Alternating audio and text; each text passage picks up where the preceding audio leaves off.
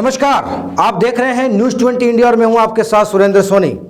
राजनीति के सबसे बड़े अखाड़े न्यूज 20 इंडिया पर आप सभी दर्शकों का स्वागत है। देखिए संवाददाता संतोष साईवाल की खास रिपोर्ट।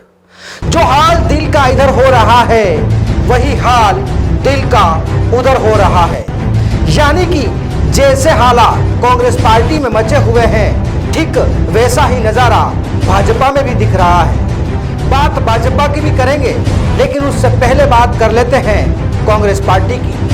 दरअसल कांग्रेस पार्टी में पोस्टर वार से लेकर जो बयानबाजी का दौर चल रहा है, उससे एक बात तो साफ है कि प्रियंका गांधी के हाथ से बाजी निकलती जा रही है। यानी कि पायलट गहलोत के झगड़े पर अब प्रियंका गांधी का बिल्कुल भी नियंत्रण नहीं रहा, क्योंकि यहाँ एक और पायलट कैंप लगातार पोस्टर वार किए जा रहे हैं।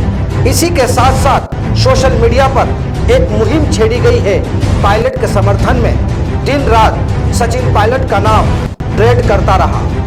इससे कहीं ना कहीं ये साफ हो जाता है कि पायलट गहलोत की लड़ाई का जो पटाक्षेप है वो शांत नहीं होने वाला है।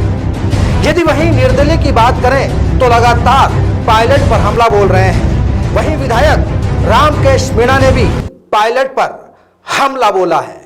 विधायक बने और यहाँ आकर के राजस्थान में मुख्यमंत्री बनना चाहते हैं। राजस्थान के और लोग मर गए क्या? इतना बड़ा समाज है, गुर्जर समाज, एक से एक दिग्गज नेता है हमारे पास यहाँ पार्टी में भी, कांग्रेस में। अगर हाईकमान को और यहाँ से अगर बनाना है, गुर्जर समाज से अगर सीएम बनाना है, तो यहाँ भी एक से एक दिग्गज नेता हमारे पास है। क्या उन्होंने कहा कि पायलट जातिगत राजनीति करते हैं। वहीं हाल ही में अजय माकन ने पायलट को स्टार बताया। इससे कहीं ना कहीं कांग्रेस पार्टी को नुकसान हो सकता है, और अगर सचिन पायलट नहीं होते तो कांग्रेस पार्टी को 30 सीटें और मिली होती विधानसभा चुनाव में। जिस प्रकार से निर्दलीय विधायक बयानबाजी कर रहे हैं, इससे पहले भी बसपा के विधायकों ने पायलट कैंप को गद्दार तक कह दिया था। वहीं अब आला कमान का राजस्थान की सियासत पर कोई नियंत्रण नहीं रहा। वहीं हमारे इन साहब के जोड़ीदार अलग अलग रणनीति बना रहे हैं। बसपा और निर्दलीय भी अलग अलग बयानबाजी का दौर चला रहे हैं। इसी कश्मकश में गहलोत और गहलोत कैंप की ओर से भी अलग अलग दांवपेच चलाए जा रहे हैं। बहरहाल अब मरुधरा की जनता के साथ साथ हमारे सियासी रहनुमाओं की भी निगाहें इस बात पर टिक गई हैं कि इस झगड़े का पटाक्षेप कब होगा। लेकिन सबसे खास बात यह है कि राजनीतिक विशेषज्ञों का कहना है कि जब तक मंत्रिमंडल विस्तार नहीं होता तब तक सियासी मानसून ऐसा ही बना रहेगा। बहरहाल अब बात कर लेते हैं भाजपा की। जैसे हालात का दर्द कांग्रेस पार्टी में है, वैसे ही हालातों का दर्द भाजपा में भी है। दरअसल वसुंधरा राजे के नेता चाहते हैं कि चेहरा सिर्फ और सिर्फ राजे ही हो।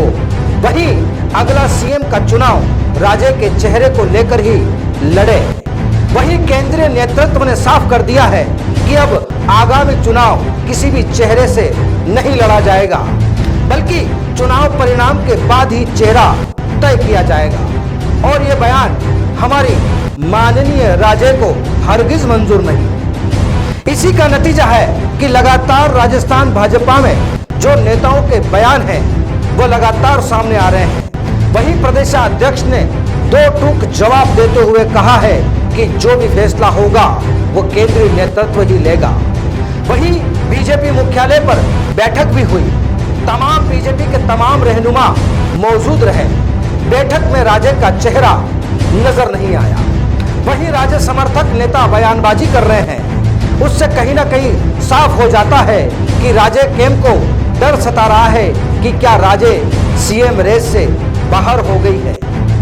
वहीं जिस प्रकार से केंद्रीय नेतृत्व से संकेत मिल रहे हैं कि उससे कहीं ना कहीं यह साफ हो जाता है कि राजस्थान भाजपा की रणनीति बिल्कुल अलग अंदाज में है।